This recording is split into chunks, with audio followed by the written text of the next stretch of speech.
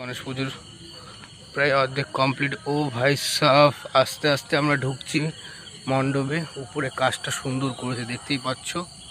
হালকাটা একটু কমাই, ও সেই লাগছে, বেশি কমালে ইস হয়ে যাচ্ছে। তো এটা ঠাকুরের এন্ট্রি পয়েন্ট, এখানে পুজো টুজোটা হবে এই জায়গাটা। আর আমাদের আকর্ষণ জিনিস এই বছর এটা, এখনও কাজ বাকি আছে কিছুটা।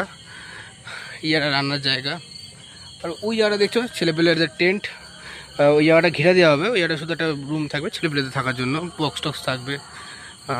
তো আপাতত ওইখান দিয়ে যাচ্ছি, দেখি এদিকে লাইটটা কত দূর দিয়েছে।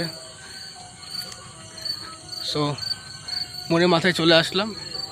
ও এদিকটা ভালো দিয়েছে, কালকেও অনেক কাজ বাকি আছে, এখনও প্যান্ডেল অনেকটাই ইনকমপ্লিট আছে, এখনও কমপ্লিট হতে একটু বাকি আছে।